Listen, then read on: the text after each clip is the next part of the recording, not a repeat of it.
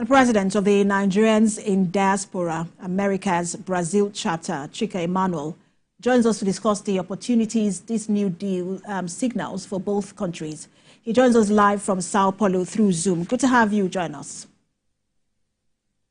Thank you very much, Precious, for having me. So let me start by asking you your thoughts on this meeting between the president of Nigeria and the president of Brazil and how significant it is. Precious, this is a very long-term expected meeting, so I see that from a very positive point of view because we have similarities on both sides, and I think this is going to improve investment opportunities and, of course, trade in general. And just listening to those figures there, or reading those figures there rather, from the Brazilian president, where he said, in the past, the trade volume was about $10 billion and has now plummeted to $1.6 billion. What do you think the factors are that were responsible for that plummeting of trade between both countries? You see, Precious, over time we have allowed things to somehow derail because President Lula was right with his numbers. We used to have very consistent operations on both sides, but unfortunately, we do not have direct flights, and it makes it really difficult for you to maintain serious operations without having a direct flight. Just for you to have an idea, for a businessman from Sao Paulo today to travel to Lagos for business, he needs about 26 hours traveling because he would fly from Sao Paulo to the Middle East or through Ethiopia and all that. And we have the option of flying from Bahia in the north of Brazil or Rio de Janeiro for 7 hours to Vegas. So we believe that a direct flight is definitely, for me, Precious, let me put it this way.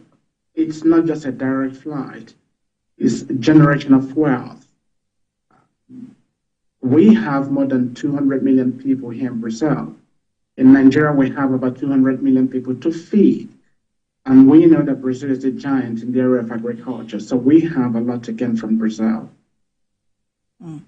And there is already that, that relationship between both countries, especially when you see how Nigeria influences the culture there in Brazil. But I also wanted to ask you the possible areas of collaboration and how to sustain that collaboration going forward. The cultural aspect of the African continent, particularly Nigeria, is very important here in Brazil. For example, during the Carnival period, which just ended yesterday, the Nigerian culture was all over the place and the samba school, so generating hundreds of millions of dollars for Brazil just in an event of 1 week. I strongly believe that exchange in the area of technology and agriculture is something we must take very seriously from now. We must take it very seriously. We have all the seedlings here. I'll just give you a couple of examples. Recently, we traveled, Naido, Brazil, traveled to visit an institute here called Embrapa. It's a research institute, a research institute in the area of agriculture. We were impressed how agricultural products for 2029 are already being developed here in Brazil. And we believe that we can tap into such resources to be able to feed our people. In the health sector, Precious, just for you to have an idea, they have a system here called SUS, which is Sistema Único de Saúde, which literally can be translated into a national health program. You have free services in all areas of the health sector. People from Bolivia, Peru, Argentina come to Brazil. I'm talking about women to have their babies for free.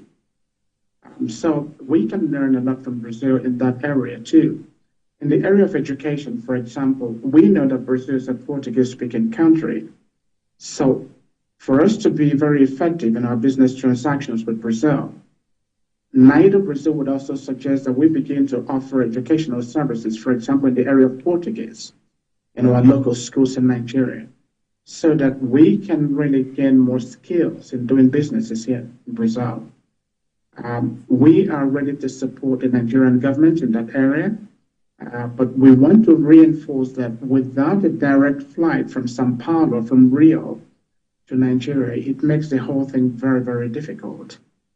And if you would allow me a second just to mention that, we used to have a consulate here in Sao Paulo, which was closed. Most businesses, literally 70% of Brazilian business people, are here in Sao Paulo. So if we don't have a consulate in Sao Paulo, it's some kind of discouragement for business people to even talk about businesses in Nigeria. Brasilia, which is the federal capital, is quite a distance from here. So we would encourage or recommend that the government begins to look into one, direct flights as discussed between both President Tinubu and President Lula, and also a consulate here in Sao Paulo. And that's interesting because these relations have been existing since 1960s, and one would have thought that, because of that and because of the shell culture, that Brazil will be a priority country in terms of relations, bilateral trade and relations for Nigeria. But relations with a country is only as strong as the priority of any president. And this president is taking an economic approach to his foreign policy. But it just in terms, and you've mentioned the issue of a direct flight, you've also talked about a consulate. But how do we ensure that going forward, that every other president prioritizes these relations with Brazil and ensure that volume of trade goes back to about $10 billion and is also maintained? Precious, I think I want to start. Let me believe that from now on, Nigerian presidents will begin to take this more seriously, because for a long time, they had focused on the United States and Europe. I'm not against such relationships, but you see, we have similarities between Nigeria and Brazil. So I suggest we make it simple. Brazil is not such a sophisticated country, but they have everything. Everything functions here. So if we can focus on learning from what Brazil has done to make things happen the way they are, I think that will be very good. And President Lula is a very serious man. He understands the challenges we have in Africa, and this is a differential. And that's why I think President Tinubu should do everything possible to make sure that this relationship is really taken very seriously. President Lula wants to do things with Africa. I'm not criticizing other governments, but we have a chance to do it again. In 2003, when President Lula was elected, he did a lot in Angola and Mozambique. So I think showing that interest from Nigeria, he is ready to do it again. So NIDO is ready to do the little we can from Brazil. I'm not saying that attention should not be given to NIDO Americas, where we belong to. I'm talking about the United States.